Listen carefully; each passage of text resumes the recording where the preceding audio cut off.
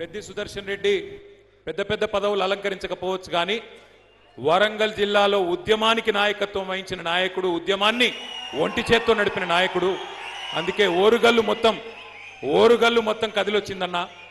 ఓరుగల్లు మొత్తం కదిలొచ్చి పెద్దన్నను చివరిసారి చూసుకుంటామని చెప్పి బాధతోని కదిలి వచ్చిండ్రు అని వారికి వివరించి చెప్పిన.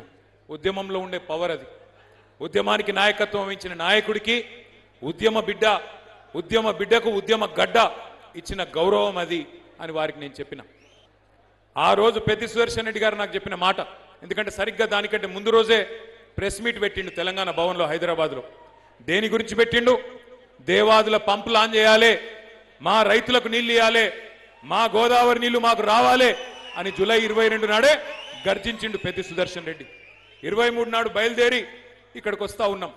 ఆ రోజు కూడా ఆయన చెప్పిన మాట ఒకటే, అన్నా కార్యాచరణ రూపొందించాలి, దేవాదుల పంపులు ఆన్ చేస్తలేరు, ఒక నియోజకవర్గమో ఒక నాయకుడో మాట్లాడితే కాదు, అందరం వరంగల్ జిల్లా నాయకత్వం మొత్తం కలిసి కొట్లాడాలన్నా, కలిసి అవసరమైతే పాదయాత్ర అంటారా లేకపోతే ఇంకేదైనా యాత్ర పెడతారా మాట్లాడండి, కేసీఆర్ గారితోని మాట్లాడి ప్రోగ్రాం ఇవ్వండి, మేము చేయడానికి సిద్ధంగా ఉన్నాం అని చెప్పి మొదలుపెట్టిండు.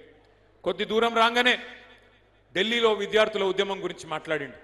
అన్న విద్యార్థులు ఢిల్లీలో కదం దొక్కుతుంటే మనం హైదరాబాద్లో ఏదో ఒకటి చేయాలన్నా, ఆ పిల్లలకు సంఘీభావం చెప్పాలి అంటే అప్పటికప్పుడు అర్ధగంట లోపల ఓ దిక్కు పెద్దన్న, ఇంకో దిక్కు ధర్మారెడ్డి అన్న, ఇంకో దిక్కు మాలోత్ కవిత, మేమందరం అప్పటిదప్పుడే అనుకొని తెల్లారి ఇందిరా పార్క్ దగ్గర పిల్లల కోసం ఒక ధర్నా కార్యక్రమం చేద్దామని చెప్పి నిర్ణయం తీసుకొని వెంటనే వరంగల్ జిల్లా నాయకత్వం మొత్తానికి పెద్దన్ననే ఫోన్ చేసిండు. ధర్మారెడ్డి అన్న పెద్దన్న ఫోన్ చేసి రేపు మనం ఒక 5-6 వేల మంది పిల్లలం మనం పోవాలి, యువకులు పోవాలి అని చెప్పి నిర్ణయం తీసుకొని అప్పటిదప్పుడు నిమిషాల మీద ఆర్గనైజేషన్ చేసిండు. తెల్లారి ఇందిరా పార్క్ దగ్గర ధర్నా చేసినాం.